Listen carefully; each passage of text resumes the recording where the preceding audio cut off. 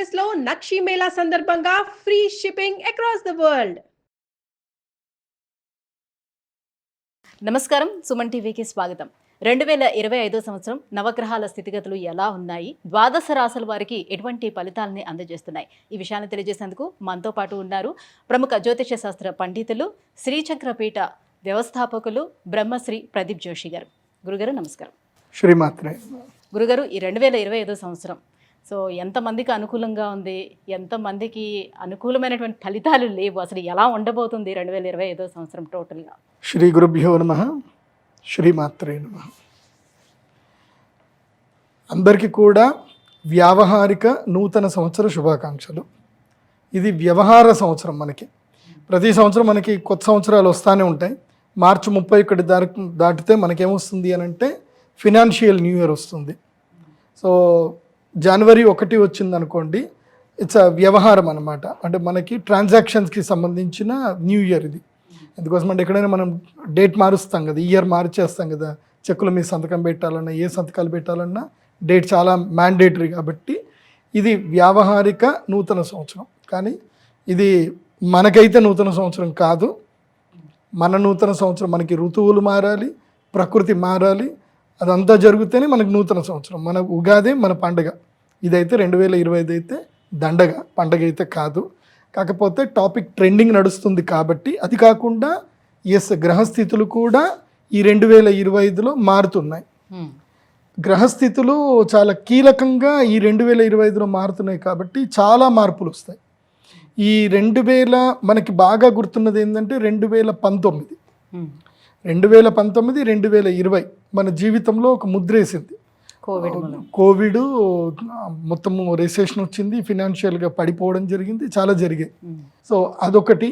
అది కాకుండా మనకి గతంలో కనుక చూస్తే 2009లో ఏమైందంటే కాంగ్రెస్ గవర్నమెంట్ మళ్ళీ గవర్నమెంట్ ఎస్టాబ్లిష్ అవుతూనే స్టాక్ మార్కెట్ అంతా కుదేలైపోయి ఒకరోజు మధ్యాహ్నం 1 గంటలకే స్టాక్ మొత్తం ఆపేశారు.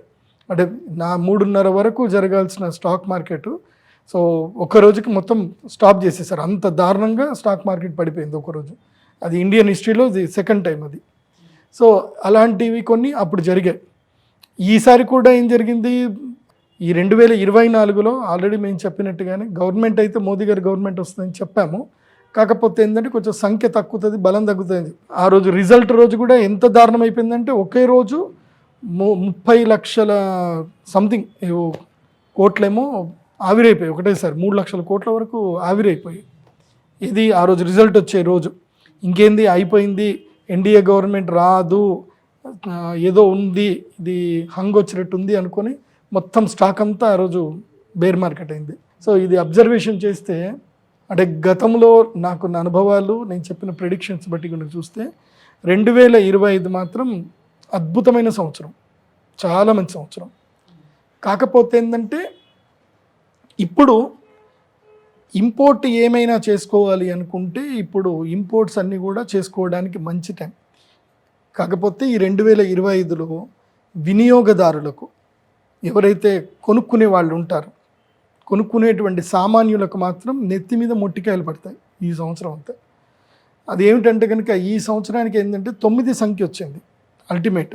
న్యూమరాలజికల్గా 9, 2, 2, 5. కాబట్టి న్యూమరాలజికల్గా 9 అల్టిమేట్ సంఖ్య, కుజగ్రహం సంఖ్య. కాబట్టి ఈ సంవత్సరం మొత్తం కూడా మార్స్ లీడ్ చేస్తాడు. ఈ సంవత్సరం అంతా కూడా మార్స్ ఎప్పుడైతే ఈ సంవత్సరాన్ని లీడ్ చేస్తున్నాడో, ఒకటి రియల్ ఎస్టేట్ ధరలు భయంకరంగా పెరిగిపోతాయి, రియల్ ఎస్టేట్ పెరుగుతుంది. ప్లస్ జనాలు బయట ఎక్కడో అగ్రికల్చర్ ల్యాండ్ కొనాలి అనే దానికి వెళ్ళిపోయి మళ్ళీ సిటీ లోపలికి వచ్చేస్తారు. సిటీలో ట్రాన్సాక్షన్స్ ఎక్కువగా జరుగుతాయి. ఇది బాగా గుర్తుపెట్టుకోండి. ప్రదీప్ జోషి చెప్తున్నారు అంటే అది జరుగుతుంది. నేను ఈ సంవత్సరం చెప్పేది ఏంటంటే ఎక్కడైతే ఫినాన్షియల్ ట్రాన్సాక్షన్స్ ఎక్కువ జరుగుతాయో అక్కడనే పెట్టుబడులు పెట్టండి. ఇక ఊరు అవతలకి వెళ్ళకూడదు. ఊరి లోపలనే మీరు ₹1 పెట్టి నేను 20 ఎకరాలు కొంటాను అని అనుకునే బదులు, 20 ఎకరాలు 10 ఎకరాలు ఎక్కడో కొంటాను అనుకునే బదులు అదే ₹1 పెట్టి బెంగళూరు లేదా హైదరాబాదు, చెన్నై ఈ పరిసర ప్రాంతాల్లో మాత్రమే ఇన్వెస్ట్మెంట్ చేయండి. ఇమీడియట్లీ రొటేషన్ అవుతుంది, 3 ఇయర్స్కి డబ్బులు అవుతాయి. And high rise apartment gated కమ్యూనిటీస్లో ఏమైనా ఉంటే కనుక ప్రీ లాంచ్లో పెద్ద కమ్యూనిటీస్ ఉంటేనే కొనుక్కోండి. ఈ సంవత్సరము మీకు తక్కువలో పడితే కొనుక్కోండి. ఎందుకోసం అంటే ఈ సంవత్సరం ఏం జరుగుతుందంటే కన్స్ట్రక్షన్ కాస్ట్ భయంకరంగా పెరుగుతుంది, స్టీల్ రేట్ పెరుగుతుంది, సిమెంట్ రేట్ పెరిగిపోతుంది. ఎందుకోసం అంటే డాలర్ యొక్క వాల్యూ పెరిగి రూపీ వాల్యూ తగ్గిపోతుంది కాబట్టి ఇంపోర్ట్స్ ఎక్కువగా జరుగుతాయి కాబట్టి ఎక్స్పోర్ట్స్ తక్కువ అవుతాయి కాబట్టి ఈ సంవత్సరము రూపీ వాల్యూ పడిపోవడం వలన ధరలు పెరిగిపోతాయి. ముఖ్యంగా ఈ విదేశాల నుంచి ఏవైతే మనం కొనుక్కునేటివి ఏవైతే ఉంటాయో అంటే ఫారిన్ బ్రాండ్స్ వాటి మీద మాత్రం ధరలు భయంకరంగా పెరుగుతాయి. సో కొంచెం ఇది మంచిదే దిగుబడి చేసుకునేవన్నీ దిగుబడి చేసుకునే వాటికి. ఇప్పుడు ఉదాహరణకి జాకీ కంపెనీకి సంబంధించినవి కానివ్వండి, లేదంటే శాంసంగ్ కానివ్వండి, లేదంటే ఇప్పుడు హుండై మోటార్స్ కానివ్వండి, లేదంటే ఇంకా బెంజ్ కార్లు కానివ్వండి, ఏవైనా సరే మోటార్ రంగంలో అన్నిట్లలో కూడా రేట్లు పెరిగిపోతాయి. ఎవరైనా మొబైల్స్ అంటాను కెమెరాస్, మంచి కెమెరాలు ఏమైనా కొనుక్కోవాలనుకుంటే ఇప్పుడే కొనుక్కోండి, కెమెరాల రేట్లు కూడా పెరిగిపోతాయి. All electronic goods will hike 2025లో మొత్తం ఆల్మోస్ట్ ఎలక్ట్రానిక్ గూడ్స్ అన్నీ పెరిగిపోతాయి, మొబైల్స్ కూడా పెరిగిపోతాయి. ముఖ్యంగా మనము ఇంట్లో పెట్టుకునేటువంటి ఎల్ఈడి ఈ వైర్లు అవి కూడా రేట్లు పెరిగిపోతాయి, అన్ని రేట్లు పెరిగిపోతాయి. ఈ సంవత్సరం రేట్లు 5% to 15% వరకు ప్రైజెస్ హైక్ అవుతాయి. దీనితోటి సామాన్యుడికి నెత్తినొప్పి వస్తుంది. ఈ సంవత్సరం ఉన్నవాడు ఎట్లయినా ఉన్నవాడు అవుతాడు, కానీ సామాన్యుడు ఎవరైతే ఉంటాడో పేదవాడు ఇంకా పేదవాడు అయిపోతాడు. ఇంకోటి ఏంటంటే ప్రతి పేదవాడు మన భారతదేశంలో తనకు తెలియకుండానే తాను జిఎస్టీ రూపంలో ట్యాక్స్ రూపంలో అంటే పెట్రోల్ పోయించుకున్నా ఏ బట్టలు కొనుక్కున్నా ఏం చేసినా జిఎస్టీ రూపంలో వాడు సంపాదించిన దాంట్లో 20% ట్యాక్స్ కడుతున్నాడు, తెలియకుండానే ట్యాక్స్ కడుతున్నాడు. డైరెక్ట్ ట్యాక్స్ పేయర్స్ సంగతి తర్వాత ఇంకా అంటే హిడెన్ ట్యాక్స్ ఏదైతే పే చేస్తున్నారో అదే బర్డెన్ అయిపోతుంది. దానితోటి మిడిల్ క్లాస్ వాళ్ళకి ఎవరైతే ట్యాక్స్ పేయర్స్ ఉంటారో వాళ్ళకి ఇంకా బర్డెన్ అయిపోతుంది. ఎందుకోసం అంటే వాళ్ళు ఆల్రెడీ ట్యాక్స్ పే చేస్తారు. ఏ 10 లక్షలకు ఎక్కువైనప్పుడు వాళ్ళు 12% 14% వాళ్ళు ట్యాక్స్ పే చేస్తారు. దాన్ని మించి మళ్ళీ 20% అంటే 33% సంపాదనలు ట్యాక్స్ అయిపోతుంది. అంటే ఇల్లు కట్టుకుందామన్నా అంటే గగనం అయిపోతుంది. ముఖ్యంగా తెలంగాణ ప్రాంతంలో ఇసుక బంగారంలాగా అయిపోతుంది. ఇసుక దొరకదు తెలంగాణ ప్రాంతంలో. ఇసుక తీసుకొని చేయాలి అని అంటే కష్టమైపోతుంది. సో జనాలు క్రమేపీ ఏమైపోతారంటే ఆర్ఎంసీ వైపు ట్రాన్స్ఫర్ అయిపోతారు, రెడీమిక్స్ కాంక్రీట్ యూనిట్ వైపు వెళ్ళిపోతారు. సో ఇప్పుడు రోబో శాండ్కి డిమాండ్ పెరుగుతుంది అండ్ ఇంకా డస్ట్కి డిమాండ్ పెరుగుతుంది. ఎందుకోసం అంటే అన్ని రకాల వ్యాపారస్తులకు అందరికి అనుకూలంగా నేను చెప్పేది వినండి. డస్ట్కి డిమాండ్ పెరుగుతుంది, రోబో శాండ్కి డిమాండ్ పెరుగుతుంది. కొత్తగా ఆర్ఎంసీ యూనిట్లు ఎవరైనా పెట్టుకోండి. తర్వాత రివర్ శాండ్కి డిమాండ్ భయంకరంగా ఉంటుంది కాబట్టి కామన్ మేనేజర్ రివర్ శాండ్ జోలికి వెళ్ళాడు. ఇంకా ఇప్పుడు బెంగళూరులో కూడా ఈ సిచ్యువేషన్ బెంగళూరులో 10 ఏళ్ల క్రితమే ఏర్పడింది, ఇప్పుడు తెలంగాణలో ఏర్పడుతుంది. సో ఇప్పుడు బెంగళూరులో ఎవరు కూడా రివర్ శాండ్ వాడరు. బెంగళూరు, ముంబై అక్కడంతా రివర్ శాండ్ లేనే లేదు, మొత్తం రోబో శాండే. బిల్డింగ్ కడుతున్నారు అంటే ఆ రెడీమిక్స్ కాంక్రీట్ వచ్చేస్తారు, వేసేస్తారు. సో స్టీల్ ధరలు పెరగబోతున్నాయి. ఇంకా బట్టల వ్యాపారం ఎవరైనా చేస్తున్నారా? నేను ఆడవాళ్ళకి చెప్పేది ఏంటంటే అమ్మలారా, చెల్లెళ్ళారా, అక్కలారా, మీరు మీ ఇళ్లల్లో ధరలు పెట్టి కొని చీరలు ఏవైతే ఉంటాయో ఆ ప్లేస్లో ఈ సంవత్సరం అంతా బంగారం కొనడానికి ప్లాన్ చేసుకోండి. అది కొంటే మీకు ఏమైనా యూజ్ అవుతుంది. ఆ చీరలు మీరు కట్టరు, పెట్టరు.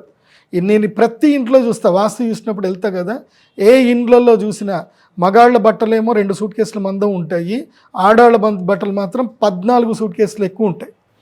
2 టైంలు కాదు, మరీ భయంకరంగా ఉంటాయి. మొత్తం కబోర్డ్ల నిండా మొత్తం బట్టలే. అయినా సరే ఏమండి మా ఆయన ఈసారి పట్టుచీర కొనుక్కుంటామండి, దసరాకి ఈసారి మా ఆయన 15,000 పట్టుచీర కొనిస్తున్నాయండి అని చెప్తారు. ఆ 15,000 పట్టుచీర అట్లనే ఉంటుంది. అదే 15,000 మ్యూచువల్ ఫండ్స్లో పెట్టుకుంటే మీకు ఆ 15,000 కాస్త బంగారం ధరలు ఏమైనా దిగొచ్చే అవకాశం ఉంటుంది. అది చెప్తున్నాను. బంగారము ఇంపోర్ట్ ఎక్కువ అవుతుంది కాబట్టి బంగారము విరివిగా దొరుకుతుంది. గుర్తుపెట్టుకోండి, బంగారం ఇంపోర్ట్ అవుతుంది. ఎందుకోసం అంటే మన దగ్గర బంగారం లేదు కాబట్టి మనం డాలర్ చెల్లించి మనము బంగారం తెచ్చుకుంటున్నాం కాబట్టి. సో ఇక్కడ ఏంటంటే బంగారము ఎక్కువ దొరుకుతుంది మనకి. ఇప్పుడు ముందు తక్కువ ఉంటే, ఇప్పుడు తక్కువ ఉందనుకోండి దానికి డిమాండ్ ఎక్కువ ఉంటుంది. ఇప్పుడు సర్ప్రైస్ ఆఫ్ గోల్డ్ మన భారతదేశంలో దిగుబడి అయిపోతుంది. ఒక మూమెంట్ వరకు మోదీ గారి యొక్క తెలివితేటలు, నిర్మలా సీతారామన్ గారి చాణక్యత మహాద్భుతంగా ఉంటుంది. వాళ్ళు ఏం చేశారు ఈ సంవత్సరం, నేనేదో ఎందుకప్పా ఇట్లా చేశారు అనుకున్నా. వాళ్ళు కస్టమ్ డ్యూటీస్ ఏవైతే ఉంటుందో గోల్డ్ కింద తక్కువ చేశారు. కస్టమ్ డ్యూటీస్ తక్కువ చేయడం వల్ల గోల్డ్ మొత్తం వచ్చి భారతదేశంలో దిగుతుంది. ఇది ఎంత గోల్డ్ రావాలో రిజర్వ్స్ ఎంత రావాలో అంత వచ్చిన తర్వాత మళ్ళీ కస్టమ్ డ్యూటీస్ పెంచుతారు. ఆ పెంచగానే ఏమవుతుంది అంటే గోల్డ్ రేట్ పడిపోతుంది. ఇప్పుడు గోల్డ్ రేట్ పెరుగుతుంది. ఎందుకోసం అంటే మన కస్టమ్ డ్యూటీస్ తగ్గించడం వల్ల ఇంపోర్ట్ ఎక్కువైపోయింది కాబట్టి, డాలర్ కాస్ట్ ఎక్కువైపోయింది కాబట్టి డాలర్ టు ఈక్వల్ ఇదైంది. సో ఈ సంవత్సరం ఏం జరుగుతుంది అని అంటే మోస్ట్లీ అక్షయ తృతీయ వరకు గోల్డ్ కొనకండి. అక్షయ తృతీయ వరకు కొనకండి. మోస్ట్లీ ఈ జనవరి ఎండింగ్లో కొంచెం బంగారం తగ్గుతుంది, 75,000కు వస్తుంది. ఇప్పుడు కొనండి. నెక్స్ట్ ట్రంప్ గారు ప్రమాణ స్వీకారం చేసేటప్పుడు మాత్రం కొనకండి. ట్రంప్ గారు ప్రమాణ స్వీకారం చేసినంతసేపు కొనుక్కోండి, ఇబ్బంది లేదు. ఆయన ప్రమాణ స్వీకారం చేసిన వెంటనే అంటే జనవరి 27కి ఆయన ప్రమాణ స్వీకారం చేస్తారు. చేసిన వెంటనే బంగారం జోలికి రాకండి. అప్పుడు దమ్మని 85,000 వరకు వెళ్ళిపోతుంది. అప్పుడు కావాలంటే అమ్ముకోండి. మళ్ళీ కరెక్ట్గా మీకు అక్షయ తృతీయ మీకు వచ్చే సమయానికి మీకు బంగారం దిగొస్తుంది, మెల్లిగా దిగొస్తుంది. మళ్ళీ ఎంత వచ్చినా 75,000 24 క్యారెట్ల గోల్డ్ మ్యాక్సిమం, అంతకన్నా తగ్గదు. ఇది మాత్రం పక్కా గుర్తుపెట్టుకోండి. ఇది నేను చెప్పాను అంటే ఇది ట్రేడ్ మార్క్. నేను ఇప్పటిదాకా చెప్పిన దాంట్లో ఎప్పుడు కూడా ప్రెడిక్షన్స్ అస్సలు రాంగ్ లేవు, అన్నీ పర్ఫెక్ట్ జరిగాయి. So last year before year మనం చూసుకున్నట్లయితే వాహనాల ధరలు కూడా అమాంతంగా చాలా ఎక్కువ పెరిగిపోతూ వచ్చాయి. ఈ ఇయర్ ఎలా ఉండబోతుంది? ఈ ఇయర్ కూడా దారుణంగా పెరిగిపోతాయి. రేట్లు అయితే పెరుగుతాయి కానీ అమ్మకాలు తగ్గిపోతాయి. ఈ ఇయర్ ఎవరు కూడా బిగినింగ్లో ఎవరు వెహికల్స్ కొనకండి. ఏప్రిల్ మే వరకు ఆగండి. మే తర్వాత మళ్ళీ రేట్లన్నీ పడిపోతాయి. మే తర్వాత ముఖ్యంగా కార్ల రేట్లు పడిపోతాయి, ట్యాక్సులు తగ్గిస్తారు. కొత్త కార్లు అసలు ఎవరు కొనుక్కోరు, అందరు సెకండ్ హ్యాండ్ కార్ల మీదనే పడతారు. ఇంకా ఎందుకోసమంటే ఒక కొత్త కారు కొనేటప్పుడు ఆ కట్టే ట్యాక్స్ డబ్బులకే second hand car, luxury car వస్తుంది. అవును, 6 లక్షలు 7 లక్షలు సెకండ్ హ్యాండ్ లగ్జరీ కార్ వస్తుంది. ఇదేం లేదు. సో కాబట్టి కొనకండి. ఏప్రిల్ మే వరకు అస్సలు ఎవరు కొనకండి. ఎవరన్నా కారు కొనేది ఉంటే హ్యాపీగా ఏదన్నా జూమ్ కార్స్ ఏమైనా కావాలంటే బుక్ చేసుకోండి, కానీ కారు కొనకండి. ఈ సంవత్సరం కార్లు మే వరకు కొనద్దు. ఈ సంవత్సరం అక్షయ తృతీయ వరకు దేన్ని టచ్ చేయకూడదు. అక్షయ తృతీయ తర్వాత బంగారం కొంచెం దిగొస్తుంది, 75,000 వరకు వస్తుంది. ఇప్పుడు కూడా ఈ జనవరి 27, 2025 వరకు బంగారం ధర 76, 75. 75కి అయితే సూచి తగ్గేదేలే, బాగా గుర్తుపెట్టుకోండి. బంగారం, వెండి కావాలంటే ఎంతైనా కొనుక్కోండి. వెండి రేటు ఇంకా పెరుగుతూనే ఉంటుంది తప్ప తగ్గదు. వెండి కేజీలు కొనుక్కోవచ్చు, వెండి తగ్గదు. అండ్ అల్యూమినియం రేటు కూడా పెరుగుతుంది, కాపర్ రేటు పెరుగుతుంది. వీటన్ని రేట్లు పెరుగుతాయి. ఈ సంవత్సరం అంతా తగ్గేదేలే ఈ సంవత్సరం.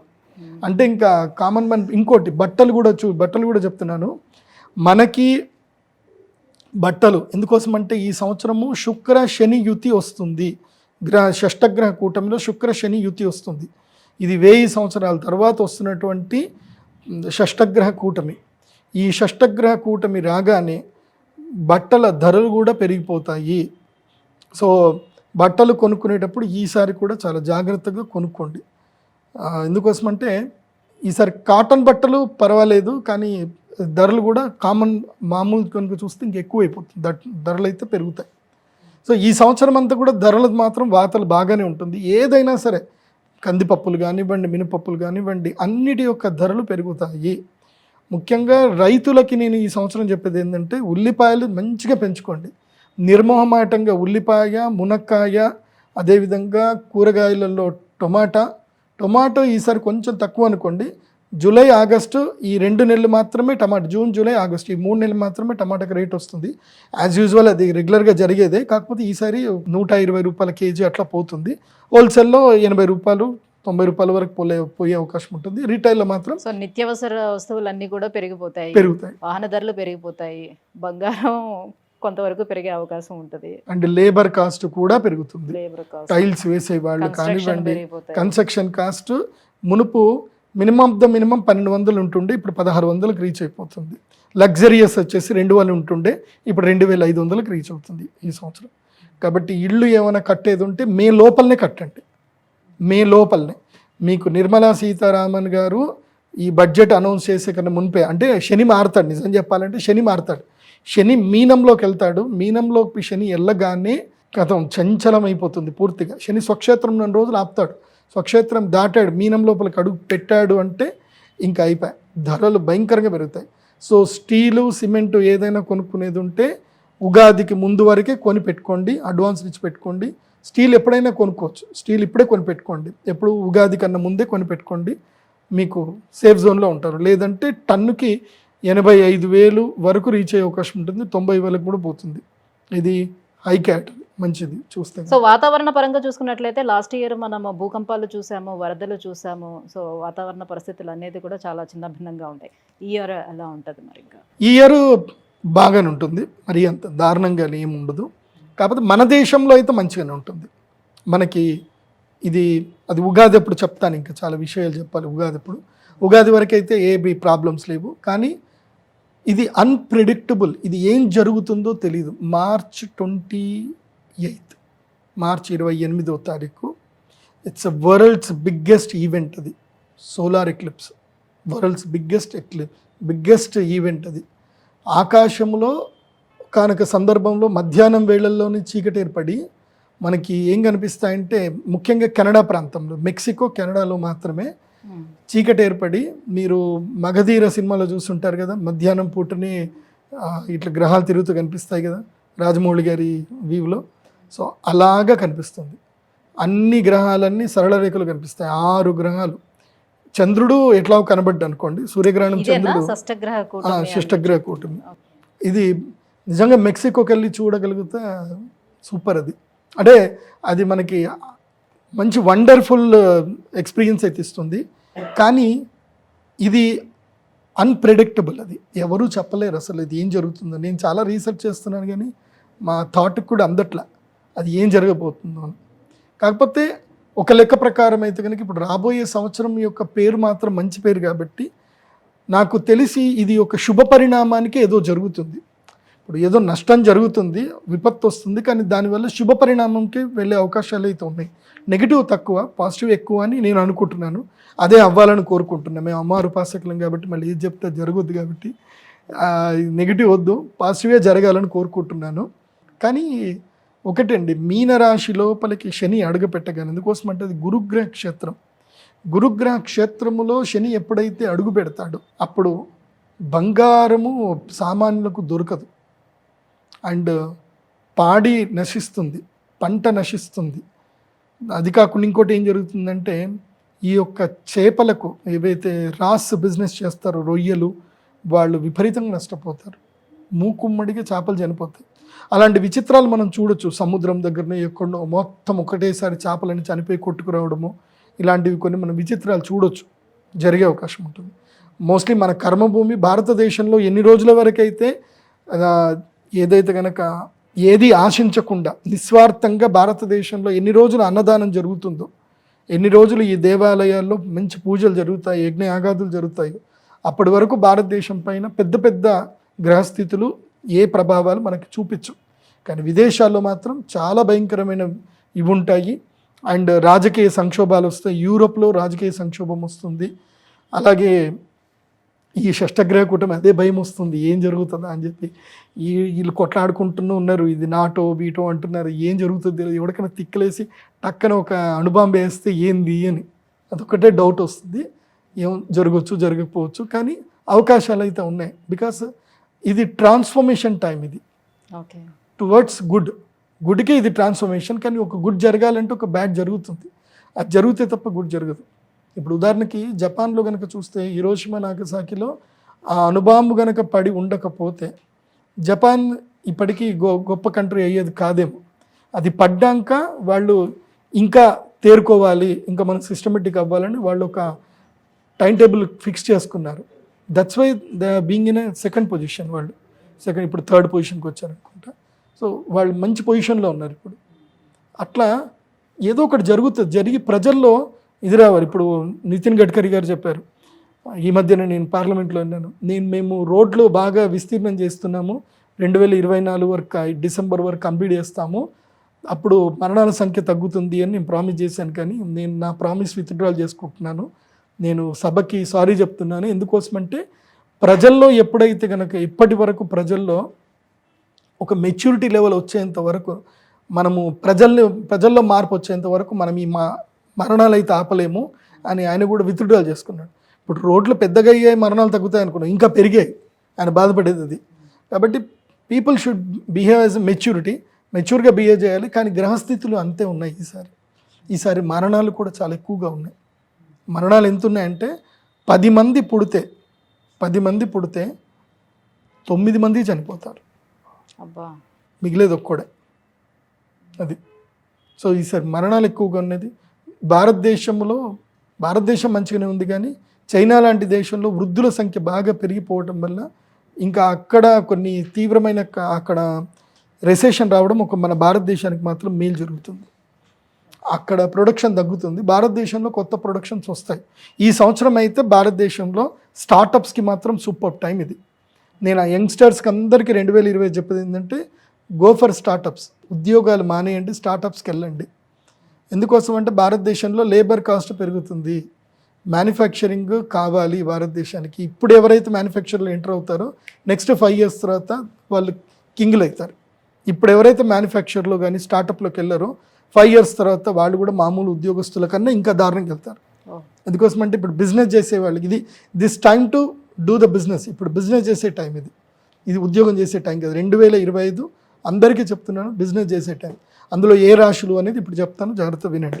గురుగారు, ఈ 2025వ సంవత్సరంలో ఎవరికి అనుకూలంగా ఉంది, ఎవరికి ప్రతికూలంగా ఉంది, ఏ ధరలు పెరుగుతాయి తగ్గుతాయి, దేశ కాలమాన పరిస్థితుల గురించి వివరించినందుకు ధన్యవాదాలు గురుగారు. శ్రీమాత్రే.